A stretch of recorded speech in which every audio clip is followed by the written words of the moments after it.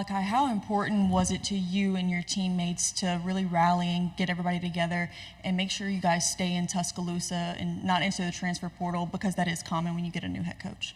Right. It was very important. I think that's one of the things that was our main focus when Coach Saban made his decision, and the leaders on the team to try to get everybody together, get everybody to have a level head, and just don't make any rash decisions. Right side, third row. Malachi Mount, Corey LeBounty, WNSP 105.5, Mobile, Alabama. Talk about being named a permanent team captain, what that means to you and your legacy helping this momentum shift and with the coaching change moving forward. Right. It definitely meant a lot. My teammates picked me to be a permanent captain at the end of the year, and it's something that I definitely have a high regard to. It's definitely a great honor to be appointed by your teammates, your brothers, somebody that you go to work with each and every day, and for just being yourself and them recognizing you and your leadership, it was a special moment. Third row, and then pass it over your right shoulder. Like Tyler Shaw with KBTX and College Station. What's been the biggest difference, in philosophies between Nick Saban and now Kalen DeBoer? And then who's got the better fit here at Media Days, you or Jalen? That's a great question.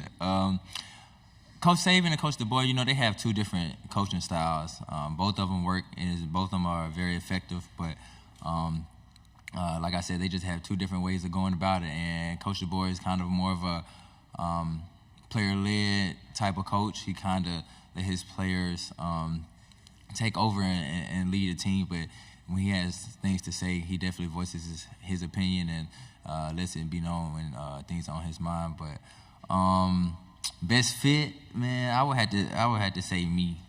J Mill got a little all black going on. I got a little color in mine, so I'm gonna have to go with myself. Front row, on right. Eric Bailey with the Tulsa World. As Oklahoma enters this conference, they understand that every Saturday, especially on the road, is going to be a dogfight. What can they expect in the SEC with road football games, and what is the toughest road venue you've been to during your career playing at Alabama? I could tell Oklahoma and Texas when coming in that playing a road game on the SEC it's nothing like it. The fans are second to none. The conference is second to none, and everybody's going to be ready to go each and every week, despite anybody's record. Any given Saturday, you can be beat if you don't bring your best that day, and the fans are definitely gonna let you know that they're there for sure. And the toughest away game, I don't know, man. Every SEC away game is kind of the same for me. It's loud, rowdy, and my head is rattling after the game. But it's a fun environment to play in. Going away to somebody else's territory is always fun. Left side, third row. Hey, man, Ben Bobick, Local 3 News in Chattanooga. Amari Jefferson's a freshman from our area that came in this summer. From your point of view, how has he adjusted to college ball, and do you foresee him, being a contributor down the line for this team? Right. Amari, he's been doing a great job of coming in and coming to work each and every day. I think him coming in right now, his main focus needs to be just trying to learn the playbook and learn from the older guys that are there, and try to use that in his way of seeing the field. But all of our young guys are doing a great job of coming in and taking the coaching and advice that the older guys are giving to them. And I think this is one of the best young groups that we've had, talking about people come in and be accepting of corrective criticism and not taking it to heart, and knowing that we just want the best for everybody on the team. On the right in the back, on the aisle. Yeah, Malachi, kind of keeping up with that, Ryan Williams is someone your teammates really praised this week. Just what have you seen from him since he's got on campus this summer?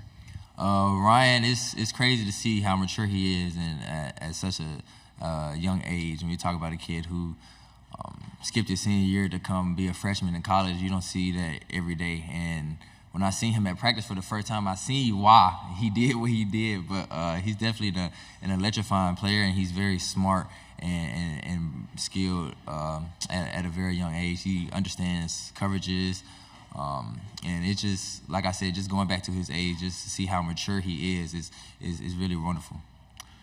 On the back, and then pass it up and to your left. Dan Peck, ESPN 106.7 in Auburn. Tyler said he never doubted the 2023 Iron Bowl for a second. I'd love to know your thoughts, there from the sideline, watching that final drive as Alabama came back and won the game? There's never any doubts. The last play of the game, when it was 4th and 31, we was kind of all in the huddle. Like, I just told everybody in the offense, like, anybody who had a chance to catch the ball, I was going to tell them that, like, bro, like, I believe in you. You can do it. Like, so if the ball get thrown your way, like, you can do it.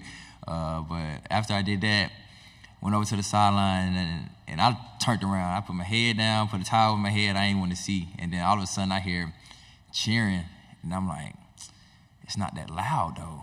And I look up, and it's our fans cheering. I'm like, what happened? What happened? Like, Jay Mill just threw a touchdown. And I just started going crazy. But, yeah, that was a crazy time. Right side, second row. You've had a chance to play Texas 2 years in a row. I'm just curious, how do you think, just playing them 2 seasons in a row, how do you think their talent compares to the upper level of the teams in the SEC? Texas, they're a very talented team. I think Coach Sark has done a great job coming in and kind of bringing in a winning culture that wasn't there before, and the way he just took them in the first 2 years of being there. And see, last year they made it to the college football playoffs, and they're always a very talented team on defense, special teams, and offense, and it's great to have them in the ACC. 5 rows back on the aisle.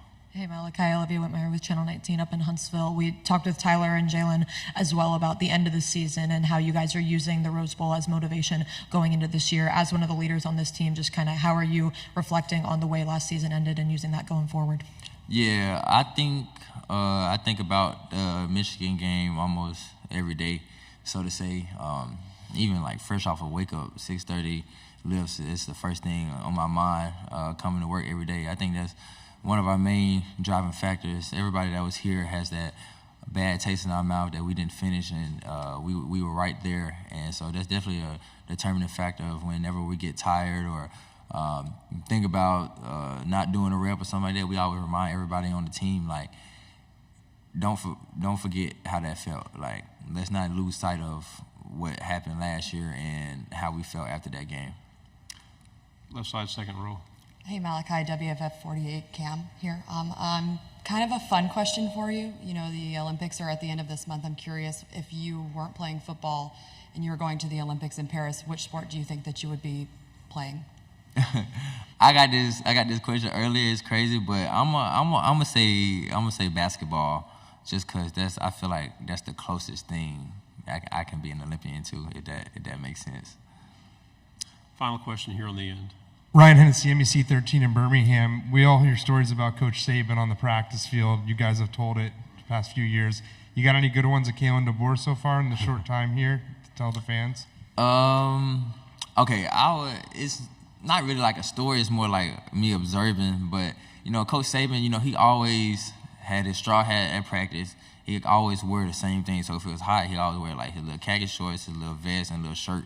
So you always kind of knew like who Coach Saban was based off his attire. But like Coach DeBoer, he has like a regular Alabama hat on, Alabama t-shirt, and some shorts. So like the first couple of practices, he'll just be standing by me. I'll be like, oh, that's Coach DeBoer, like that's the head coach right there. Like I didn't even know he was standing right there. But I think that's the biggest thing, just seeing him move around the field and not like Coach Saban just be on the defensive side. That was a big change for me. Great job. Thank you very much. Thank y'all.